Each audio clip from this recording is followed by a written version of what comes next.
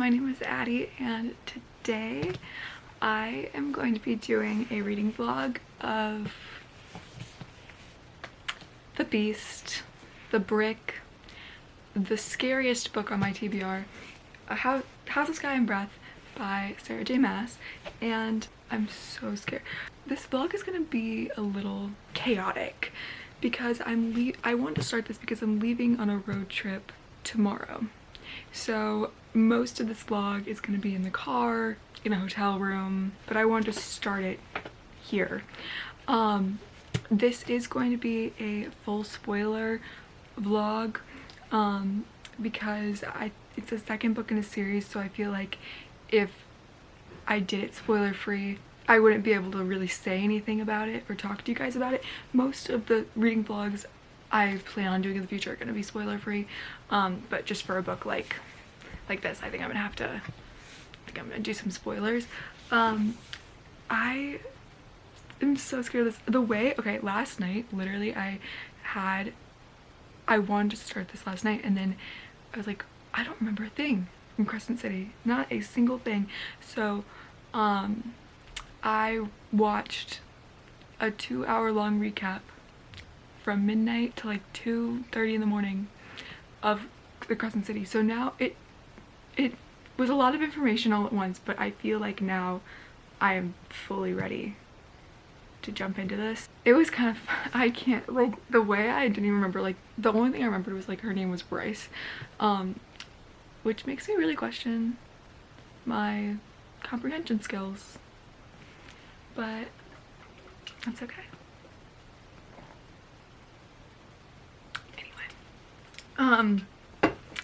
So I'm gonna take you guys along for the journey. I think I just wanted someone to talk to about, like, I feel like this is like I'm talking to my friends as we're reading this. So if you guys want to, like, I'll let you guys know what page I'm on. If you guys like want to read along, that would be kind of fun.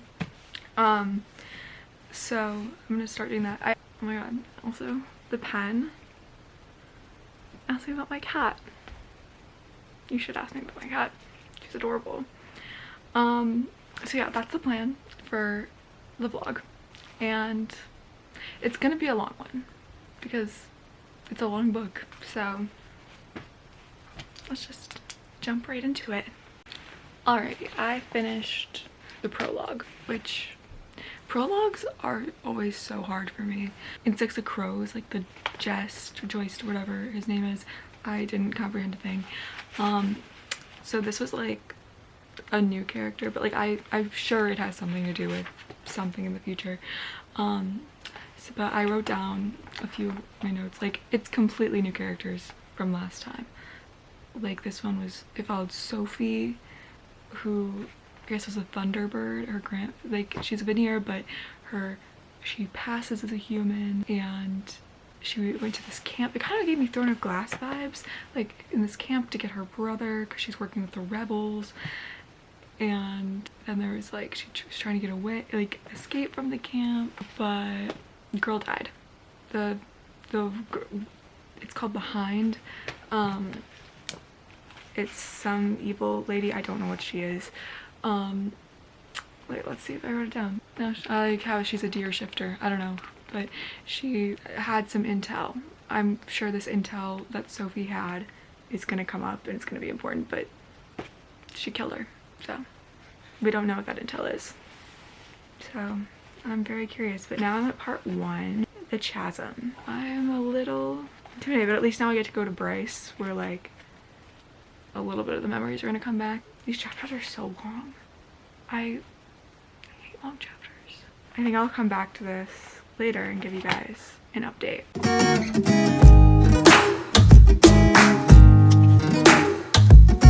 Alright, so I got to chapter 3. I'm on page 54 now. We're back with Bryce and Hunt, and it's coming back now. Like, I was very confused in the prologue and it made me nervous, but now I'm like, okay, I know this story. So it just like basically starts with, we just have Bryce going to like Juniper's valet. She has like her little star, it's lighting up, and the Fae are not happy about it. I don't know why the Fae are being big bitches, but they're mad at her for God knows what. She literally saved all their asses last book, but that's fine. And then there's Hunt's there, but they're like, their dynamic is very weird now because like they made an agreement that like they're gonna wait till like winter solstice, which is like 4 months away, to like be physical with each other, which like neither of them really wants to do it anymore. I don't know why they're like, I don't know why they're doing it. It really makes sense to me, but that's their agreement. But you know, there's like a thing, and then like we have Bryce's mom back in the picture being like not happy with where she's working, wants her to move home. But you know, all chill, pretty chill dynamic. They went to like a party. They're kind of just living life, you know, like after like the tragic events that went down in Crescent City, we're now chilling out, you know. And the only really plot that we really got was, I'm a little confused. I guess Hunt's a little nervous because they're getting new archangels have been chosen for Micah and Sandra's territories. Oh, okay. So they need to replace them, but they're a little worried that the people that were chosen are kind of just like puppets. Like, they're not. But he's gonna meet with them soon and see what's up. So that's where I am now. At least I'm not incredibly confused anymore, which is making me feel a lot better. Okay, so now I'm about 100 pages in. The new game plan for this reading vlog is, I think I'm gonna do like little check-ins every around 50 pages and do like a recap and kind of give like my feelings of the events that have gone down. I think this way it'll be easier for like if you guys want to follow along or know kind of where I am in the story. I feel like this is turning more of like a read with me than a vlog, but it could be both. It can be, we can multitask. Although I think doing it this way will prevent this video from being like 2 hours long, because it definitely can be if I'm not careful. So we're gonna do that. I like written down everything because so much shit goes down in like 50 pages. So I'm just gonna start like, so we have Rune like hooking up with a girl, and it wasn't Hypaxia from like the last book, and it was like, that was a little confusing because I'm like, I thought we were catching a vibe, you know, but that's fine. We know they're in, I mean, I hope they're in game. I like them. So, but you know, it's the journey. So he was hooking up with her, but then at like his party, and this portal opens up at this party, and they're like, oh my god, it's hell, but it's not really hell. It's this guy, it's this Fae we get introduced to as Cormac, and he's like this Fae prince, and I don't know why he comes in like, and he's like, Bryce is like, who the fuck are you? Rune knows who he is, but she's like, I don't know who you are, and he's like, oh yeah, we're like really really distant cousins. Like, I don't know why he opened with that, because then he followed it by being like, oh, and by the way, we're like betrothed, like you're my fiance. And I'm like, that's a weird order of events to tell a girl, but that's, so he's kind of an ass, he's just kind of a dick. And then Hunt was like, bitch, what? So you know how, also, I swear to god, I love the drama, but like, I also know Sarah J Maas does like, it never follows the first love interest, and I'm really hoping she doesn't do that with this book, because I do love Hunt. He's such a, I really enjoy him as like a love interest, so I'm hoping she doesn't switch it up. Anyway, so we find out that's arranged by like the Autumn King, and she's like, that's weird, like what's his game, you know, like now her and Hunt are like, what's he playing at? And they think it could possibly be connected to Celestina, who's the new archangel that he's gonna meet, and like they're like, maybe she wants to, like the Autumn King and her are conspiring to like make an example of Hunt, because that would be a really good way to like assert dominance. So it could be that, or I don't know, the Autumn King just is kind of a dick, so I feel like it could just be a power play. Anyway, so then they're like, you know what, let's just go home, let's like take a breather, forget about it, and then like we'll wake up tomorrow, it's fine. But they go home, and then they find freaking Ethan like dead, and we're like, Ethan, like Connor's little brother from the first book, I forgot, I had to look him up, I forgot who Ethan was, but I remember now, he was like her old best friend, but then he became a little bitch when Danica died and Connor died. So, but he's back and he's bleeding all over her floor. So we had that. And then we switched to like Therian, and like the next chapter is Therian. And he's like the merman guy, like I think he has fins, I don't know. And he is told by the River Queen that she wants him to find Sophie's body, like Sophie from the prologue. Because she thinks like even dead she could be useful. I don't really know how, but she thinks she can. So Therian's kind of in trouble with the River Queen, so he kind of has to do what she says. So she's like, yeah, alright, I'll go.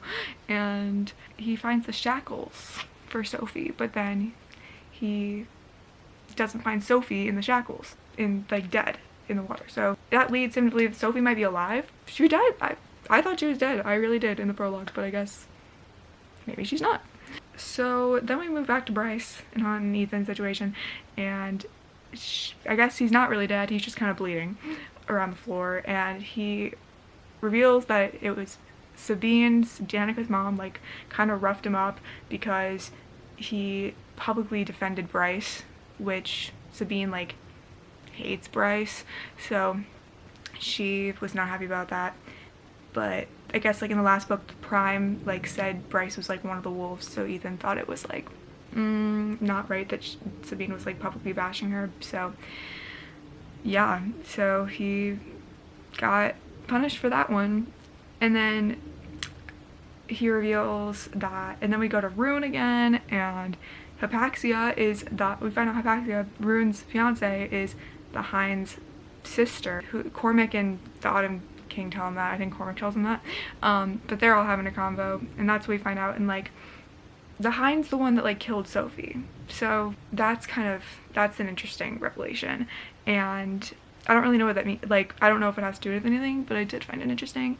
And then that whole chapter was literally just the Autumn King being, and Cormac being just an asshole. Like, he was like talking about how Rune's not the son he wanted, and like, I don't know, he's just god awful, and it was just a chapter of that. And then we go back, and then it's just Ethan and Hunt having like a weird little power struggle. Like, I don't know, they're not friends. They don't like each other. They're like having like a weird little alpha dynamic. It's not working. And then we go to Bryce. She's working in the archives, and she is sad about Lebana, I forgot her name, the fire sprite that died in the last book, who was like her friend, and she died to help Bryce. But so she was really sad about that. She calls Jessica up, and she's like, he calls her a lot, I guess, to help with books. And then we kind of get a conversation with Jessica being like, girl, you might want to consider actually doing something with this great power you have. Like, she doesn't tell her that she should, but like she kind of hints like, girl, maybe you could be doing more. You're pretty powerful right now. And then she's like, maybe you should consider what a marriage to Cormac would mean. Like, you could do some cool stuff with that. Yeah, so she's kind of hinting like, Bryce, you might want to, let's look at these cards, you know? Jessica's smart. Like, Jessica always is kind of like ahead of the curve. So that's where we are now. It's getting good. I forgot how much Sarah J. Maas's writing is so entertaining for me. Like, it's pure like crack, honestly. Like, I go through these books so fast, and like, I don't know why I was so intimidated. I was like, why? Felt like I wasn't gonna understand it, and I'm like, it's always just so good. Like, something about, like, people who critique Sarah J. Maas's writing, and like, as they should, but like, something about it just like itches like the right part of my brain. I don't know. So I will have another update. Let's check. I'm trying to like stop at chapters, not pages, but like roughly 50 pages. So like chapter 13 is the next chapter. I will do a little update. Slaying it, honestly. I made it 50 more pages. I didn't think that was gonna happen tonight at all. So very excited. Okay, so I'm gonna get into it because this video is gonna be so this is gonna be so long, guys. I'm really sorry. Oh, queen. I love an appearance. Okay. Yeah, this video is gonna be so long and I apologize in advance. It's really, I'm flustered. It's just a big book and I want to like talk to you guys about all of it. Like there's so many opinions to be had. Okay, so let's move. So Celestina, Hunt meets her. She's actually like nice. It's like she's very like a breath of fresh air compared to Mika. So you know, it's a little weird for him because like he's like, but he's kind of like, no, I've seen this before. I don't trust you. But I think she's nice. Hopefully she doesn't prove me wrong. And then this bomb drops that these guys, Pollux and Baxian, are joining like their 33rd group. And that was like Sandriel's 33rd group. And because Sandriel's dead, so they need to go somewhere. So they're joining them. But I guess these guys, like them and Hunt, have like history. Hunt is not like them. And they seem like actual assholes. So I don't, especially Pollux, and I don't blame Hunt. So Hunt sees him and it's on sight. Like literally, like he makes eye contact. He's like, so he was ready to go. And so we have that, and then he was put to cell for like a minute. It's just kind of like go like a timeout. Like Celestina was like literally just put them in a timeout, and then we kind of see Ethan alone at like the apartment. We get to see him and he's like kind of sad about not having a pack, and I'm starting to like maybe like him again. He seems like he's having some character development. He's coming back to me. And then we go back to Therian, and Therian is going through Sophie's emails and realizes she might be in Crescent City, which would be crazy. And she has, and in her emails, she was in contact with none other than Danica, where Philip in the first book told Bryce that she could be a rebel sympathizer and Sophie's a rebel. And Danica was like telling her that like places to stay in Crescent City if she needs somewhere to stay. So it's all coming together. And so she was in contact with Danica, and honestly Danica knew everyone. Like she got around. Everyone was in cahoots with her. So and then he goes and finds the boat that Emily, I'm gonna say Emil, I don't know what his name is, the brother, I think it's Emily, he fled on it. That's the boat in the prologue that they all went away on. So he finds the boat, he finds like a few like adults dead, but the brother's not on the boat. So he's like, he's probably in Crescent City too. So that's what we got from that. And then Therian is like, I'm gonna go hit up Bryce, because if anyone's gonna know what Danica's been up to, it's probably gonna be her best friend, her ride or die, you know? So she goes to find Bryce. Bryce is like, what?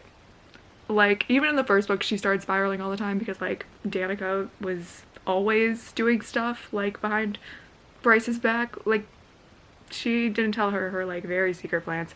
And so now Bryce is like, yeah, what? She was a rebel sympathizer? Like, what is going on?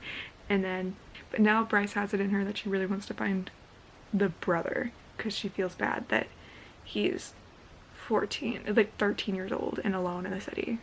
So she's like, I have to find him. But Hunt and Rune are like, bitch, no, you are under tight surveillance. If they find out you are in cahoots with like a rebel, like they're gonna literally kill you.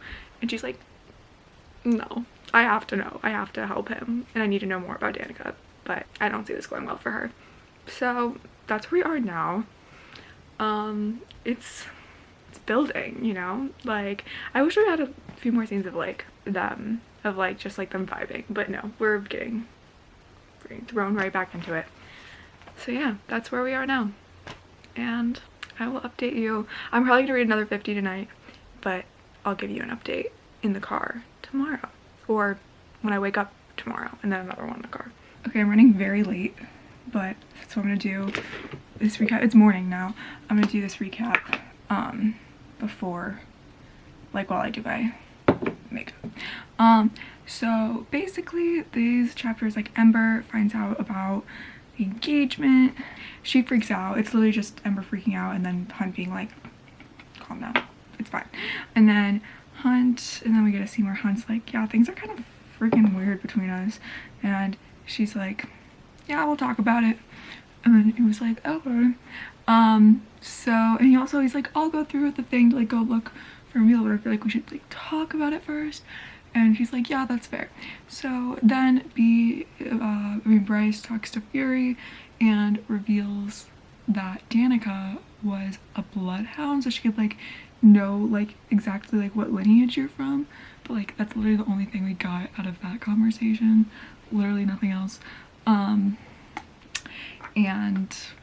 she didn't have any, like, useful information, or that's useful, like, right this minute. And then Hunt is at work and he gets paired with Baxian, and we realize Baxian might be not so bad. Pollack sucks, but Baxian might just be, like, kind of chill. And then what else? Oh, but he does find out from Baxian that the Hind is not, like, actively searching for a meal, so that kind of gives them a little bit of leeway. And then Bryce goes back to the apartment to, like, go see Therian and discuss, like, what they discussed yesterday. And Adis is there. I was so excited. We get our first glance of Adis, and he's honestly my favorite. Like, I don't want, like, I know a lot of people, like, were shipping him with Bryce last book, and I don't like that because I like Hunt, but I do like Adis as, like, a character. So anyway, he tries to convince her to use her powers. This whole 50 pages is just people being like, you should be doing something with your powers. So Adis is there. He's like, you should do something with your powers. You should join the rebels. And then he drops the bomb that Cormac is a rebel. And we learn that Cormac is Sophie's girlfriend. And then it, like, really settled in with me because it didn't click with me before. I was like, that Cormac was Sophie was Cormac's girlfriend, and he's Silver Bow. Cormac is Cormac's Silver Bow, and Sophie called him Silver. So it really clicked with me then. I felt kind of dumb, but anyway, so Cormac is a rebel. He's looking for a meal too to protect him for Sophie, and he agreed to marry Bryce because of her connection with Danica. So we kind of discover, like, that was his motive behind the engagement. So then Bryce is like, okay, we'll make a deal, because Cormac, like, now really wants her help, and Bryce is like, all right, fine, I'll help you, but you have to end the engagement when I say we end the engagement, and I'll help you find a meal, and I'll help you learn, like, figure out the intel that Sophie knew. And then he's like, oh, fine. And so Cormac is like, and then he just kind of, like, guilt tripped her for a while for wanting a normal life. He was like, you need to be using your powers, like, you're literally staying on the sidelines, like, while people are literally dying in war. And she's like, I don't know, I feel like he was being just such a dick. I was like, girl went through a lot last book, okay? Like, let her live. Like, that's all she wanted, was to have a normal freaking life, and she should be allowed to have that without feeling guilty. She saved a lot of people last time. I feel like her work should be done. And then, anyway, and then Bryce talks to Hunt about it, and she's like, you know what, after all this, I feel like we should call off our little, like, winter solstice deal, because they're kind of looking like they could die at a moment's notice. And Hunt's like, you know, thank God this was, and we were all thinking, like, thank God, because this was stupid. So I was happy that that's over. So yeah, that was the last 50 pages. The next time I'll be doing an update is we'll probably be in the car, and my parents will be in the car, so I am probably gonna be a little more awkward, so I guess we'll see how that goes. But yeah, it's gonna be a lot of car updates because I'm hoping to get a lot of reading done in the car. I will see see you guys then. Okay, I'm like in the hotel room now. I realized pretty quickly I did not get as much reading in the car done as I would have hoped. I get nauseous in the car. I always blank that out, that reading in the car makes me nauseous, and then I'm like, oh, it'll be fine this time, and it's never fine. But the reading that we did get done, I'm around 257 now. So Ethan found out that Sandriel and Mika died because of Bryce and Hunt, and he kind of gets into like this weird mood. He fucks around with Danica's sword, and he breaks the coffee table, and her old like college papers are in it, which are somehow important for some reason, and we know that they're important. They like she was doing some stuff as her history major in college, and then they were like, so what they gathered from that is like maybe the intel that Sophie knew was about the Astries' power, and like they either like don't have the power that they claim they do, or they have like power of the sun. And then one of the power papers was labeled Dusk's Truth, which is what Sophie and Danica were talking about in the emails, so they're getting closer. And then Cormac and Rune meet. Cormac wants Rune to like use his mind to like talking powers to talk to Daybright, who's like she's like a general, or like really atop the ranks of like the rebels, and pick up where Sophie left off. And I think, and then Therian is like avoiding his fiance because the River Queen's, and like the River Queen's daughter is his fiance, he's been avoiding her. Yeah, all we really got from Therian was like, that chapter was like his fiance just seems like a piece of work. She's kind of clueless. And then we got a little great scene of Hunt and Bryce. Loved the jealousy, it was very cute. Honestly, there haven't been a lot of Hunt and Bryce scenes, so I'm a little starved for that, so I'm glad we got that. And then 250 pages in, and then he goes to bed, Hunt goes to bed, and the 7th Prince of Hell visits him like in his dream, and he's like trying to recruit him, and Hunt's like, no, not gonna happen.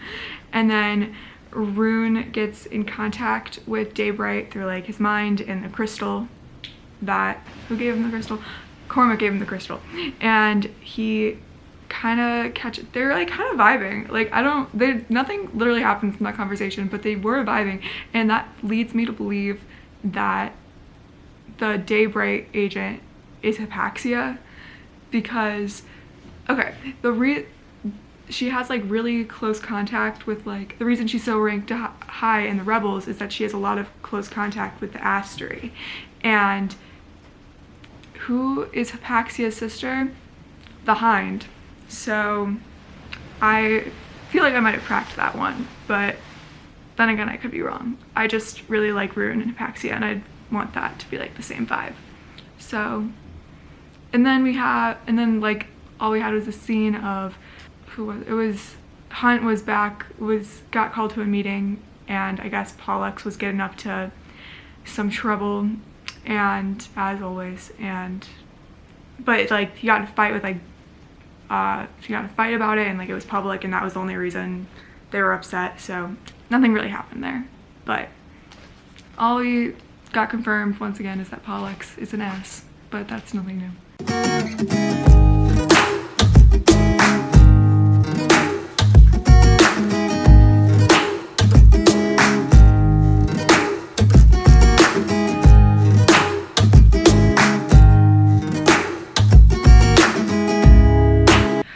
Okay, so I just woke up and I read to 300 last night, and do a little recap of that. So Therian basically used Ethan's scent to like smell a dead Selkie, and like he smells 2 humans, like Emil and Pippa, so it kind of confirmed that Pippa is also looking for Emil. So there's a ton of people looking for Emil right now. He's a very popular 13-year-old boy. Everyone wants to find him. And then we have Rune and Bryce. They have like a cute little moment, and like brother sister bonding moment. But then like a freaking Reaper comes and takes Rune. So then like, so that was kind of weird. So Rune is unconscious and Daybright finds him in his mind, like suddenly they don't need the crystal anymore.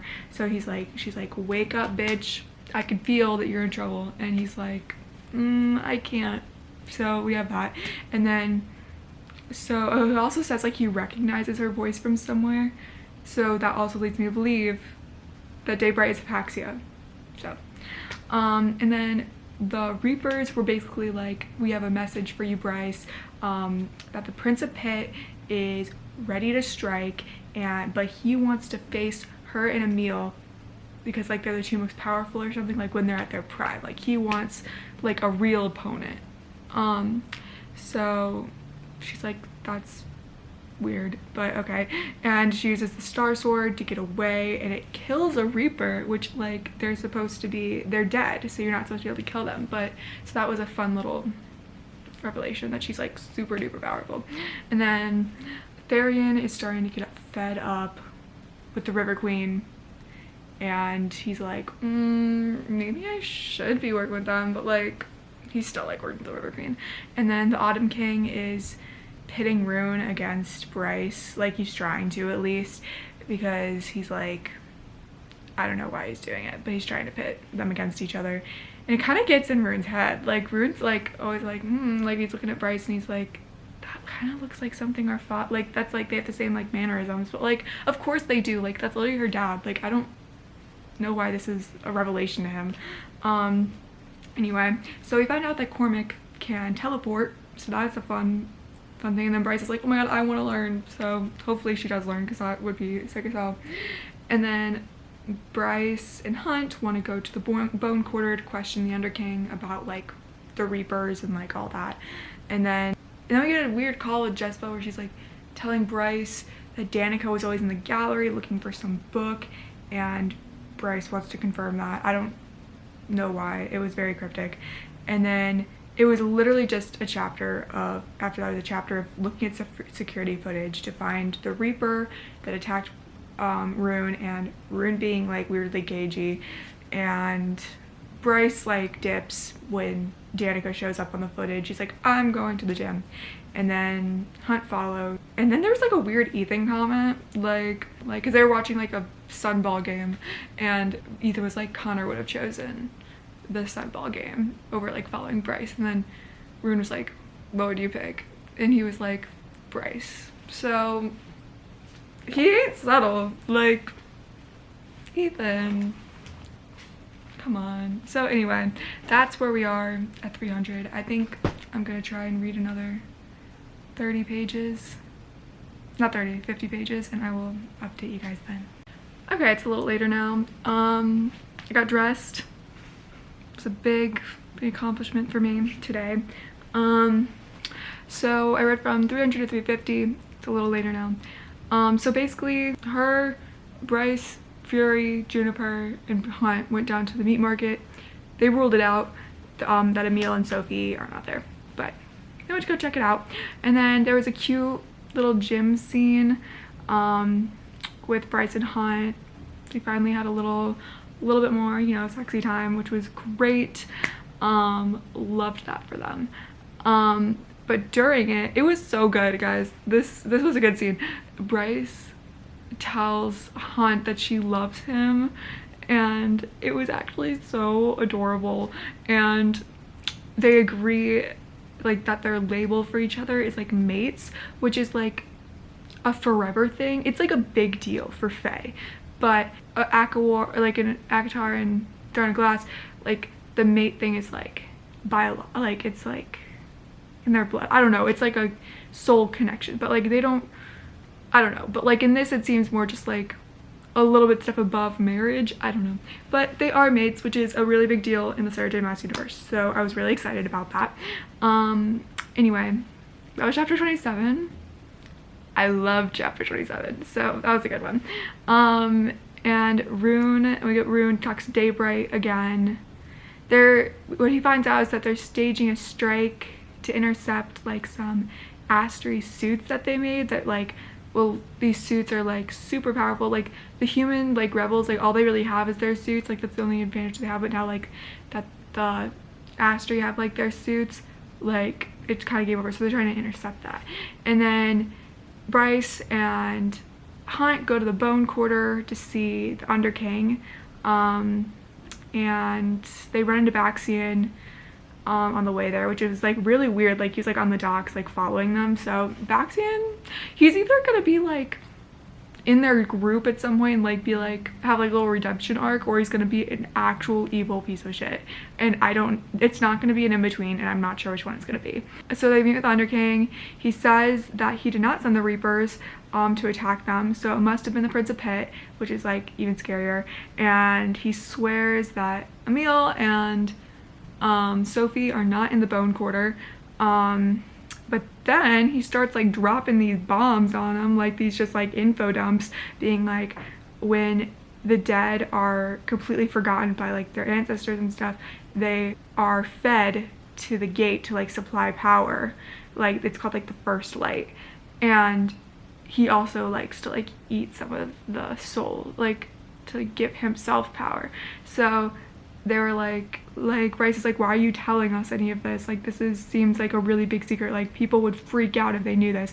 And Hunt was like, it's because he's not letting us leave here alive. And then I was like, oh shit. So the Underking wants to like take a bite of Bryce's starlight. So that was crazy. And then we go to Cormac and Rune and Ethan, and they like watch as like so like Ephraim is now here. He's like another archangel. He brought like the Hind, who is his like workers, like kind of like the same position as Hunt, the Hind and like the Harpy and like all their dread wolves, which are like basically just like demon wolves. And they're infiltrating Crescent City, and they're watching this happen. And then they run into Mordok, who is like the Hind's second in command, and they hide. But then Ethan reveals Mordok is Danica's father. So he's gonna recognize Ethan's scent. So Cormac like portals them out of there. So anyway, we go back to Bryce and Hunt, and the Underking just sent his like dog after. He doesn't even try to kill him. He just like sends this like crazy dog after him, and like this dog can like rip into like can like multiply, which was kind of creepy. And then we have that, like they're just running from the dog, and then we have Hind. Then we go back to Rune and Ethan like sitting in a bar trying to like, you know, lay low after the Mordok thing, and the Hind shows up at the bar, so we know some shit's about to go down.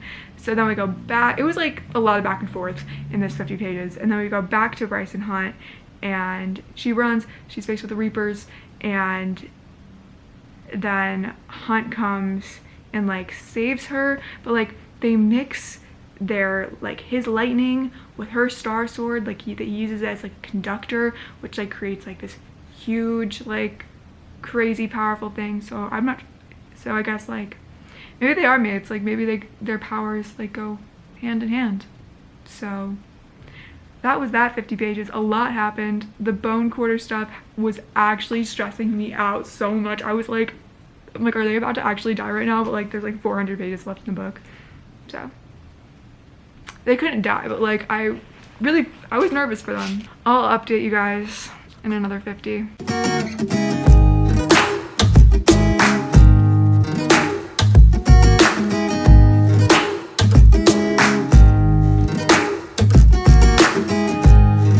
Okay, so I got 400. Now I'm like officially like halfway through. So I like don't have anything to do today until like 3 o'clock. It's only 1, so I feel like I could probably get out another 50 or 2 if I concentrate, which might not happen. I kind of want to watch White Lotus. Okay, so recap with the last 50 pages. Hunt used the so then Hunt goes and uses the second light from the Dead Gate to fuel the Star Sword, and I didn't know he could do that. He went to like the Dead Gate. He basically used his lightning to like then transfer that power to the sword, I think. But it was cool. So anyway, they got out of the Bone Quarter with really nothing except that the Prince of Pitt really is kind of hunting them, And he gave him a good hint, like the Prince told him about using his power as a conductor. So that was actually kind of useful. And then Emil and Sophie are not there. So that's what we got out of that. And then the Hind and Harpy at the bar with Rune and Ethan basically just try to like rile him up. And then the Hind exposes Ethan for his feelings for Bryce. And I think she's also on to Prince Cormac, who's like silver. So because she's like, tell Prince Cormac I said my love on her way out. So she knows something. And then Hunt goes to like the arranged like meeting because like Ephraim and Celestina are now like arranged mates. So it's like very weird. But like Ephraim's kind of evil. Ephraim's an evil piece of shit. I think he seems evil. But so Celestina is like pretty nervous, and then we find out that meeting that now he has to work with the Hind and Harpy because like the Hind and the Harpy are around like the same, are like in Ephraim's triary. So they're not working together. And then Bryce is just at her apartment, chilling with Rune and Ethan, and Sabine shows up, because of course she does, and attacks Bryce, because of course she does. That's all she fucking does.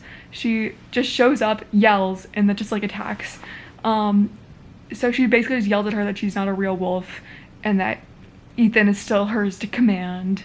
Just a power trip, you know? And then and then Bryce like texts him like, yo, this crazy bitch is my apartment.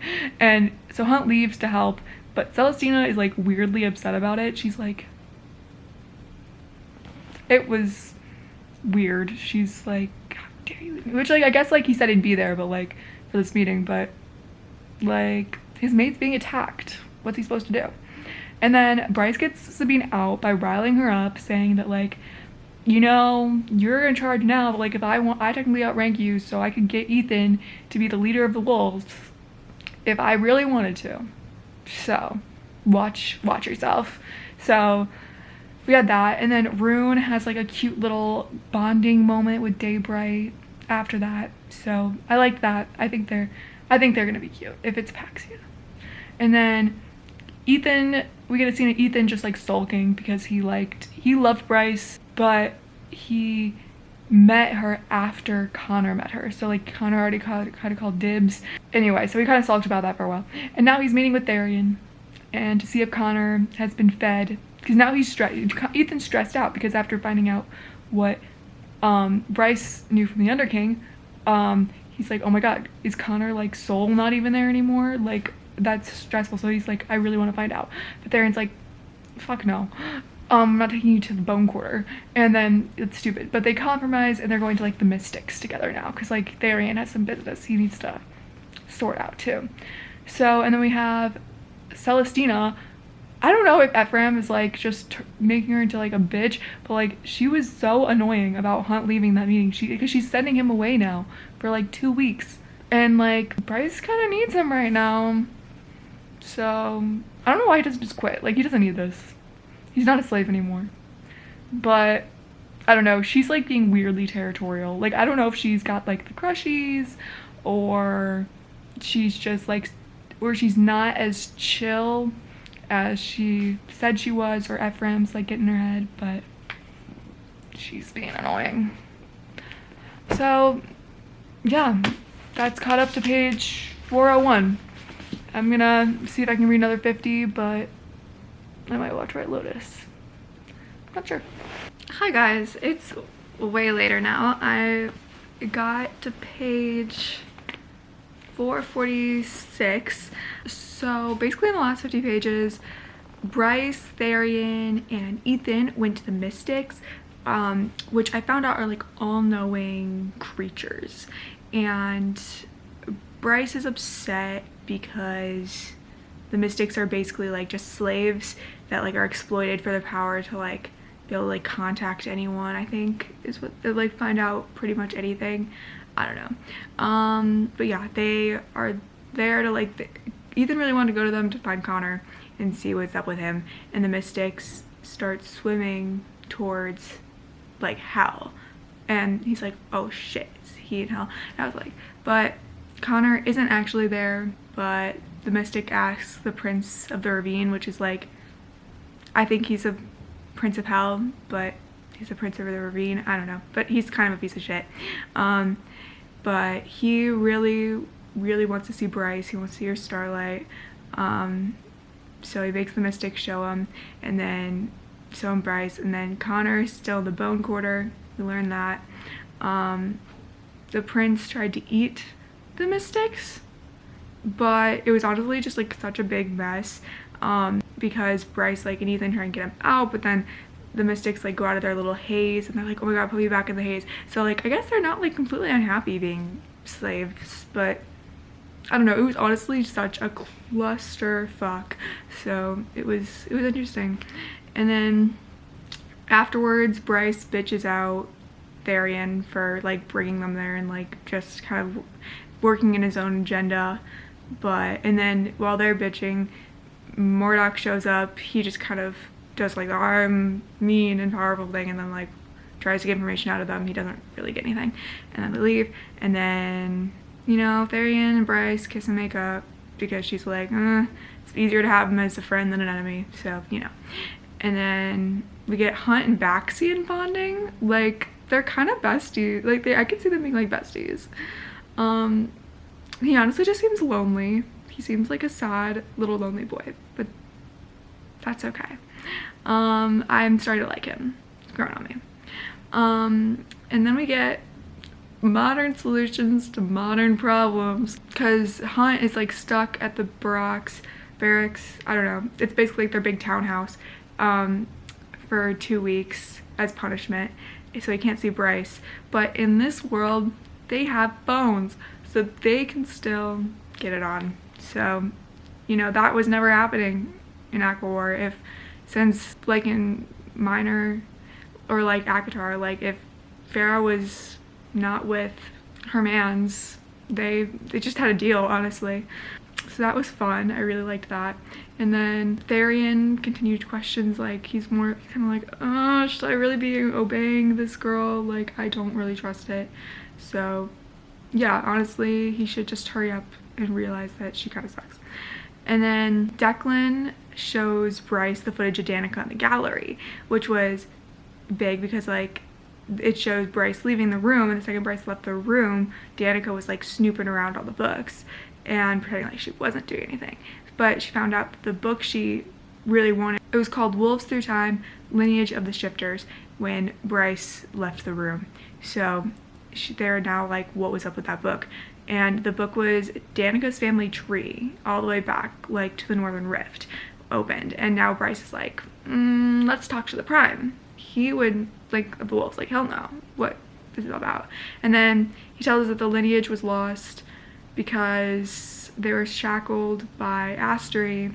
Like they're basically, he's like, yeah, we're not really free, like we're literally still working for the Astery, like, so you know, our family got lost. And then Cormac comes back to the apartment. Well, okay, first she gets chased out by like some wolf. That was really weird. And then I didn't really understand, like some female wolf just like chased her in the middle of that conversation. So she goes back to the apartment and Cormac is there and he's like all bloody and says, and it's like, yeah, the hit on the spine that we did, like that was good. So they don't have their stupid suits anymore, so that's nice. But they also learned that Pippa is kind of moving these ships close to Crescent City, like around like a couple hours out of Crescent City. So the war that is going on is moving closer. So yeah, it's starting to get like really plot heavy, and I'm like, I don't get, like a lot of it goes right over my head. So I'm gonna keep trying to understand what the hell is going on, and I'll let you guys know when I figure that out.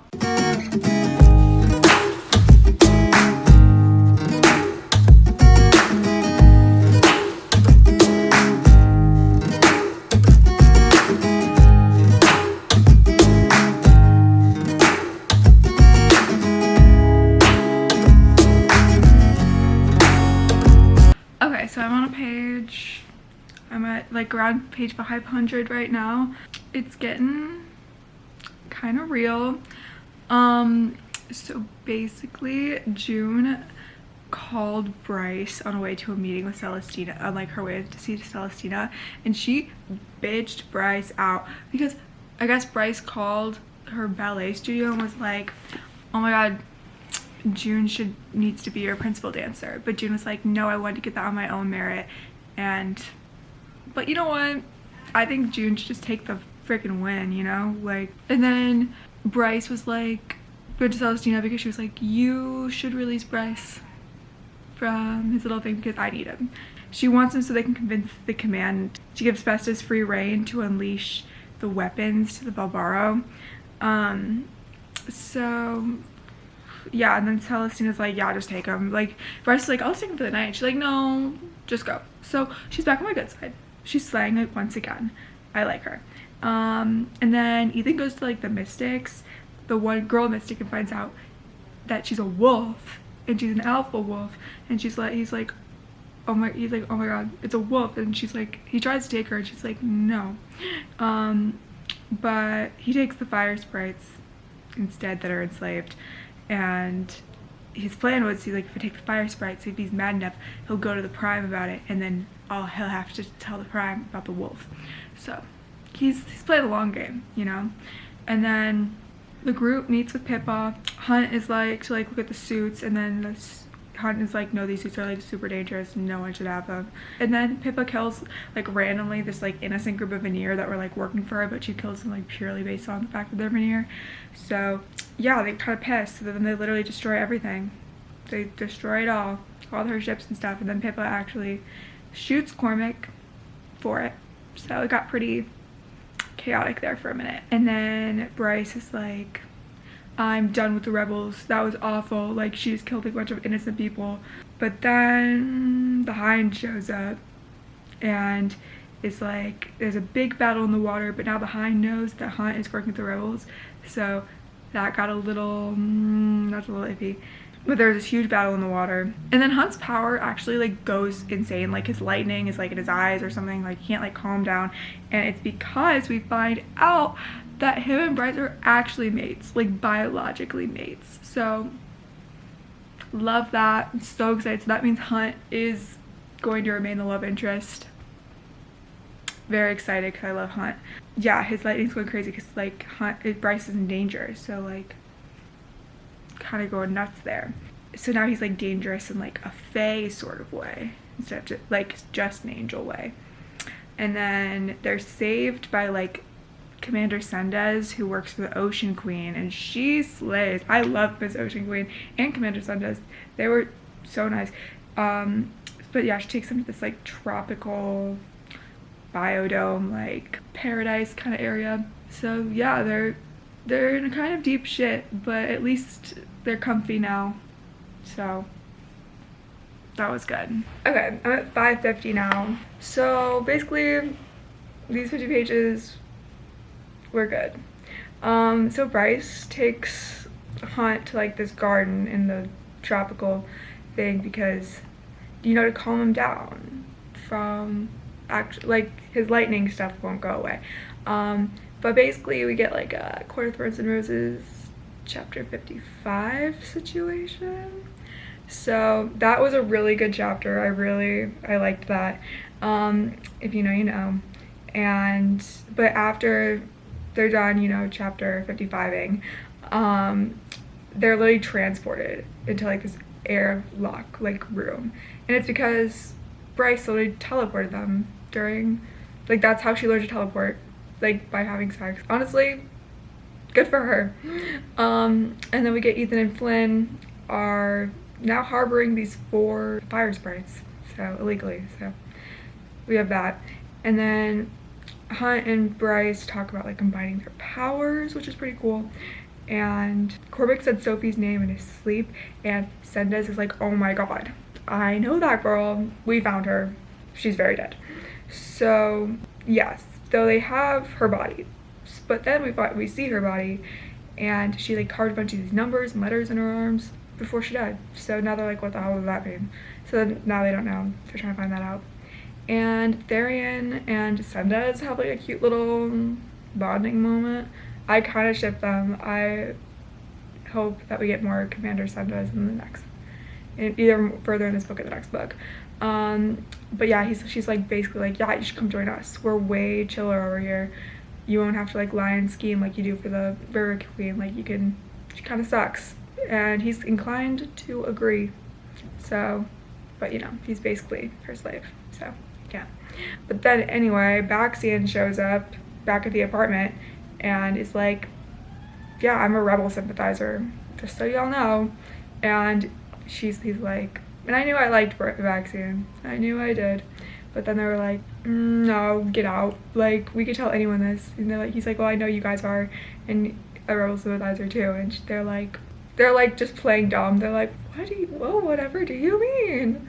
So that was kind of funny. But like, I feel like they should just let the man say it, and he's trying so hard. And then the biggest bomb gets dropped. This is crazy. In these books, Bryce is always one step ahead. She's 10 steps ahead of everyone else. Like, even the readers don't know what she's up to. Like, she's always scheming, always thinking. I love Bryce. So we find out that Bryce has known where Emil was for a while now, and she sent the Viper Queen, like the trail of dead bodies wasn't Pippa, it was the Viper Queen, and the Viper Queen found him. And Emil's been with the Viper Queen, and Hunt's like, what the fuck, why wouldn't you tell me that? And she's like, I don't know. She's like, I'm always scheming, I don't know what to say. So that was kind of, they're in like a fight now, but they'll get over it. And anyway, so they found the kid, and another huge bomb drop. He does not have powers. All of these crazy powerful people are literally going to war over finding this kid because like they think he could be like a good like war weapon, and he literally can't do shit. He's just like a 13-year-old boy. So what, I don't know, I think Sophie started the rumor that he had powers to like help him in some way, but like he doesn't. So anyway, that's how that ended. That was a crazy 50 pages. I'm kind of sad Hunt and Bryce are at each other's throats right now, but you know, it's okay. It's the tension, you know. Okay, I'll update you. Another 50 more pages done. Very proud. I can't believe I'm more than halfway done. This book is a brick. I'm struggling, but it's okay. Anyway, I'm freaking out right now. Bryce is the freaking sweetest ever. She's such a great protagonist. Bryce basically had like her nice parents, like her mom and her stepdad, adopt Emil. Like, it's like 7 hours away from Crescent City. No one's ever gonna fucking find him. It's literally it was so sweet. All Bryce wanted was to make sure this child was safe. Everyone else wanted them for their own selfish agendas, and she just wanted safety. It was literally the sweetest thing ever. Okay, anyway, moving on. We go back to Ethan and like Rune with these sprites and like Flynn, but one of the sprites is actually a dragon that they're like, oh my god, we could use her against the Princess of Hell, but she's kind of like surly, which like honestly I don't blame her because she was like literally enslaved, but like yeah, she kind of wants no part of it. And then we get Hypaxia. Finally, my queen Hypaxia. I love her so much. She finally showed up. It's been 600 pages and we finally get some. And basically she was like, hey Rune, I don't really trust these bitches in my coven. Can you escort me around the city? I don't trust them. And he's like, yeah, sure. So basically that's all we got, and we got literally crumbs, but it's fine, I guess. It's fine. A little bit of Hypaxia. Anyway, so Ethan starts escorting her around in exchange because she's a witch, so she does like some necromancing stuff, and it's like, can you make sure Connor's all right? Can you talk to him? And she's like, so basically they have like a little exchange. And then, you know, Hunt and Bryce kiss and make up. Literally fine. Like, they fought over literally nothing. Hunt just got, you know, butthurt for not being in her little plan. But you know what? She's an independent queen. She did it on her own. Anyway. And then we get Day and Rune. Another scene. Love their scenes. Day warns Rune that Pippa is gonna retaliate over what happened over in like that little like when, you know, they destroyed all her stuff. So thanks, Day. That was love the heads up from her. And then basically the Autumn King shows up. Whenever he shows up, he's always saying something shitty. He was like, oh yeah, like remember when you called the ballet for June and like you've been using like your title as princess to like get shit? Well, that means that I legally can change your name if you're using it. So that she changed her last name from Quinlan, like her mom's last name, to Dannon, his last name. And so now she's like officially like Princess Bryce Dannon. And she's like, are you actually kidding me? She's so bad. As she should be, because she's a Quinlan. She's her mother's daughter. So she's mad as hell. And then she's so bad, she's like, you know what? You know who I need to talk to about this? I need to talk to a girl. Because a girl would get it. And we love those female friendships around here. So she calls up Hypaxia. And she's like, hey girl, we should talk. So then they have the cutest little girl, like, I love a good girl talk scene. So they have some girl talk where they're both like, yeah, it sucks to be like a woman in power around here. These men suck. So, which is so real. I love that. And more Hypaxia content. I love her. Anyway, that was that 50 pages. It was very cute. That was a cute 50 pages. I liked it. I have a feeling it's not going to be very cute for much longer.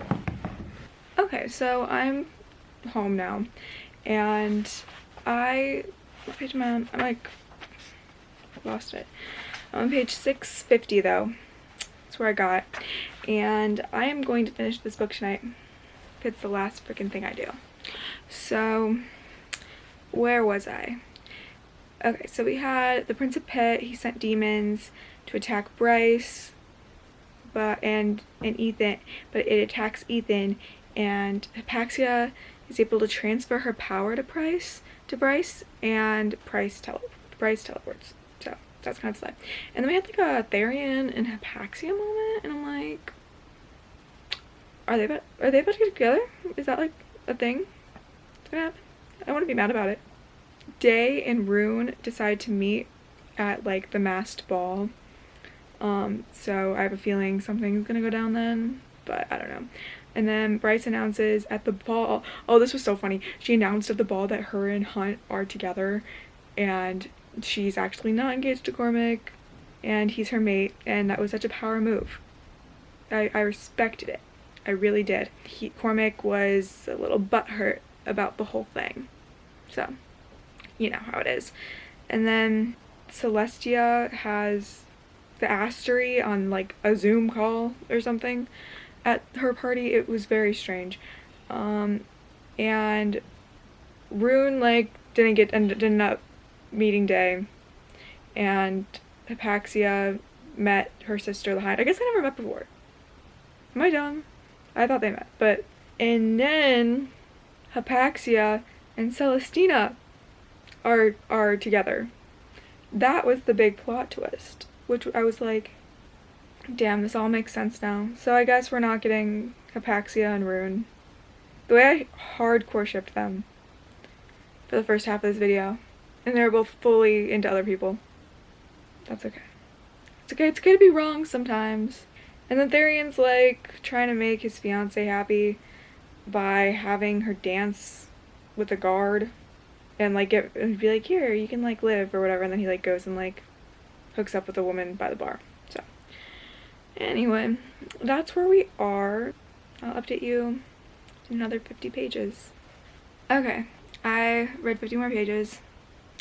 We got a Day and a Rune kiss, so that kind of slayed. I'm on page 700 now, by the way. And she knows who he is, but he doesn't know who she is. And then Bryce just continues to teleport during sex.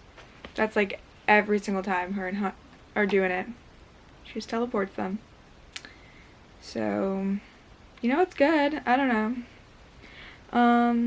And then Hypaxia summons Connor, and the Underking shows up again. Like, man's always in our business. And then the Prince of Pit came to Hunt in a dream last time, but now he came to Bryce, and he basically tells her that like Adis was in love with the last Starborn Queen, and like bugs her about her power again. Like, you know, she's like still playing the reluctant hero or whatever, and wants her to join him. And then like Cormac is still being a little bitch. I think he's just butthurt about the whole mate thing, but he like basically puts a knife to her throat and is like, you have to tell me about Emil. And I think she like does, sort of. And then and that lasts for like 2 seconds, and then Bryce can teleport if she gets another energy source, so she can't really do it herself. She needs like another energy source. Oh, and then the Underking is like, remember when her and Hunt were in the the bone quarter, and she was like, and they got away, but like they were not supposed to get away, like he fully wanted them dead. So he's obviously not happy about that. So he torments Hypaxia and Ethan and told them to tell Bryce if she doesn't meet with him in an hour, he will like feed the pack of devils to the second light. Then we go back to Therian, and he's in the meat market and he found the dragon, but the dragon is really happy just chilling with the Viper Queen. So he had his plan of bringing it to the River Queen, and so now he sees that like she's fully happy with the Viper Queen. He's like, oh no, well, there goes my plan. And then the Viper Queen like really cryptically tells him that like, yeah, the rebels are attacking like all your friends, like everyone, but like I knew that and you didn't know that, and you're here, so haha. I don't know about her, but like she's kind of funny. And then so basically the Underking lured them to the temple so that the rebels could attack them and like Pippa and stuff, but told them that the Reapers came from the Eternal City. So like it wasn't from the Underking or the Prince of Pit. It was, so they were like, oh my god. And yeah, they basically got tricked. So, and then Baxian helps Hunt and Bryce escape again, and Bryce is like, bitch, why don't I trust you? Like, he was like you're always showing up, what are you doing here? And then he's like, well, that's because I'm Danica's mate. And what, bitch, what? Like, that went crazy. It really did. Okay, I'm on page 750 now. I'm almost done. I'm getting there. Okay, so the number on Sophie's arm, like a system of like numbering rooms used in the Astri archives, and that Baxian gave to Nika, so he knows what they are. And Declan confirms that Sophie went into the archives, and now Bryce wants to do the same. She wants to know what Nika knew. And then basically Therian breaks it off with the River Queen's daughter and goes to the Viper Queen and is like, hey, I'm gonna do what this dragon is doing. I'll fight for you. I'll do whatever you want. So, and then we flash to Ethan, and he goes to the Wolf Mystic, and he tells the Prime about the Wolf Mystic, and he tells him that that Mystic is the other heir, and that is why Sabine is so against saving her. So Sabine doesn't. Thank God, because Sabine's such a bitch. I want to get her out. And then Therian like defects and basically is traded to the Viper Queen. So like it means he like just rejects the River Queen or something. I don't know. Or like it was weird. So he's basically the River Queen, whatever she wants him to be. And then they have like this big plan, but Ethan's like, no, I'm gonna stay behind and watch the Mystic. And Cormac, so basically the big plan to get into the archives is Cormac and Therian will have a distraction using Pippa. Bryce, Rune, and Hunt are going to the archives to get the intel and save Day. Oh, and Rune really wants to save Day. Like, that's his big thing. And Rune, like, basically before they teleport in, like, Rune, like, drops, like, Bryce, I think you should overthrow the Autumn King and become Autumn Queen. Cool. And then they, like, teleport in. So I'm very nervous for the last 50 pages. I'll be back. Okay, so I finished. It's dark out. I've been processing my feelings. It's a lot. It's a lot of feelings. And yeah. Let's get into it, I guess. You guys, okay. We know, if you've made it this far, we all know what happens at the end. Okay? And that's the fucking crazy part. I will get to it. We will discuss. That's really all I want to talk about. But we'll go over the rest of what happened in this book. So anyway, Bryce finds out that the intel was that the Astri don't really have the holy stars in their chest, and they are fueled by the first and second light. Like, that's fueled by the citizens, like the drop that they do and the dead.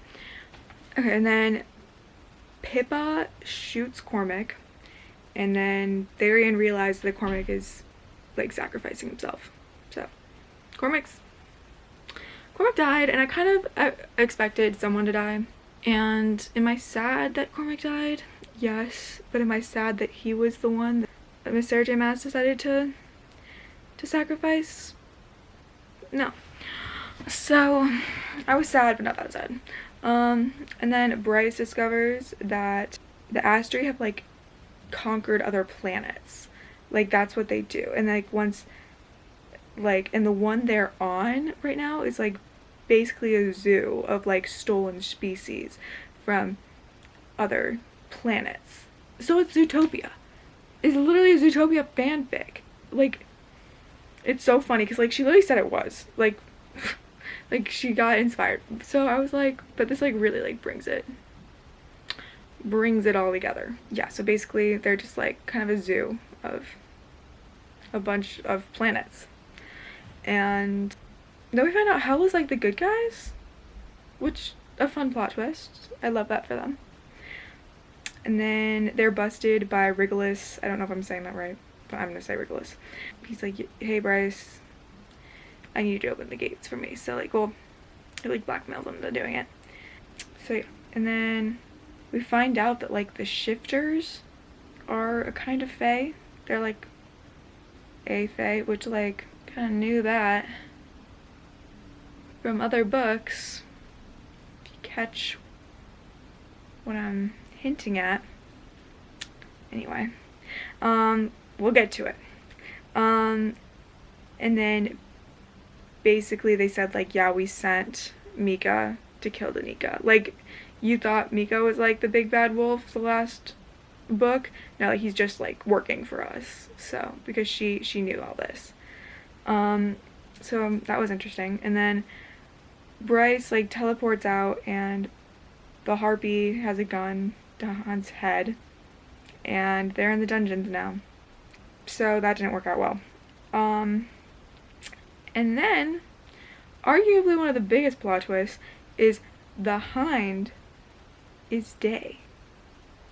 Like, Rune's Day, and she saved Rune from the harpy, which was just nuts.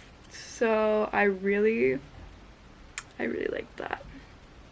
Because the Hind was, like, awful, but we love a, like, redemption arc, you know? That's my favorite trope. And then the Hind, we find out, like, the Hind, like, actually saved them that day in the water, and, like, she called the ship to have Sophie save them, which, like, just, like, I knew the Hind was letting him off too easy. I knew it. So, yeah, so that was really exciting. And then we realized Regulus was listening to a little bit too much of Mastermind by Taylor Swift, and he masterminded everything to get them there so Bryce could open the gate. Like, he was playing them all like little fiddles. Like, he knew what buttons to push to get Bryce to come there. He pretended to be Adis in that time in the apartment, which was nuts. He pointed them towards the bone quarter. And he sent the Reapers after them. So he was really like pulling the strings this entire friggin' book, which is insane to me because he seems kind of dumb. And then Celestina is like literally a rat. Like, she's such a rat. Like, she told Regulus that Hunt was coming, or she was ratted Hunt out when he was leaving with his bag. So I take back everything I said about her. I hate her. What a brat. And then Bryce like starts like, you know, doing her bargaining thing, and she's like, hey, I'll help you the Astery if Regulus lets Hunt and Rune go. And the goodbye between Hunt and Bryce, devastating. Truly devastating. It was so sad. I love them so much. And then Bryce got through the gate, but Rune and Hunt and Baxian are like now in jail. Then Regulus did something with his power to really hurt Hunt. I'm not sure what he did, but Bryce like Loki hears that she's flying through the gate. So that was devastating. I was sobbing when that happened. I don't know why I didn't film it. I like literally forgot. Like, I felt like I was like literally there. And then so now we get to the part we've all been waiting to discuss, and that is she teleports. She's like, but she's thinking that she's in hell. Like, she's like, I need to speak to Adis. Like, do you know where like the Prince of Pit is? Like, do you know where hell is? Like, she's asking these people, and these people are like, they don't speak her language. They're like, what you talking about? Like, I don't know. And like, they start like bring her, and then they start describing this like house before, and I'm getting this vague sense of like deja vu a little bit. Like, I feel like I've read about this house before. And then they're like, wait, I know someone who speaks this language. And they pull up and they call this guy in, and it's like, hey, I know someone who can talk to you. He's like, hey, my name's Rhysand. I'm the High Lord of the Night Court.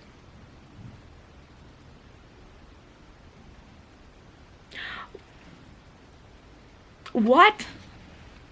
Like, that was, and that's where it ends. Like, what the fuck? Like, are we combining stories now?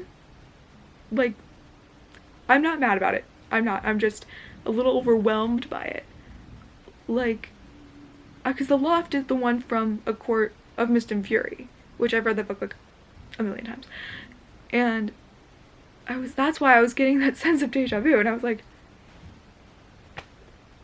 oh. So, like, and it made sense, because like the shifters, because like in, like Tamlin in that book can like shift to a wolf, because that's how he got Feyre. Oh my god, it's like really coming together for me right now. That's crazy. So yeah, basically Sarah J Maas said, fuck it, we're gonna just bring all the books together. Where's Throne of Glass though? Like, give me some Aelin. That's what I want. So yeah, that was Crescent City.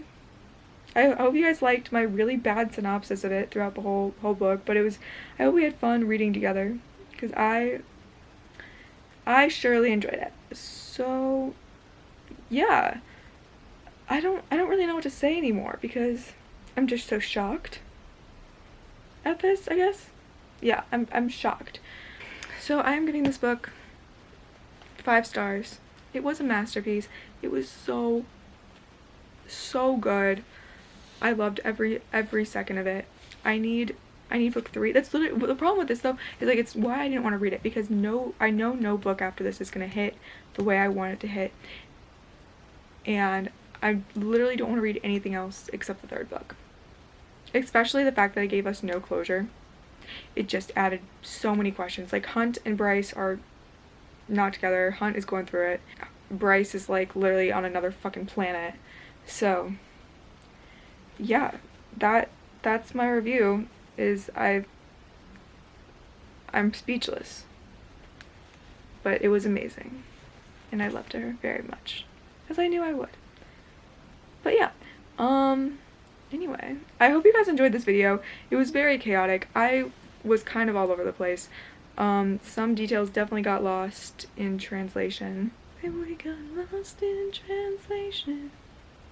But yeah, I hope you guys had fun like reading with me and seeing my emotional journey going through her. I hope you guys have a really fabulous week. I will not, because I will be emotionally recovering from this. But yeah, I hope you guys have a better week than I do. And I will see you guys next week. Bye!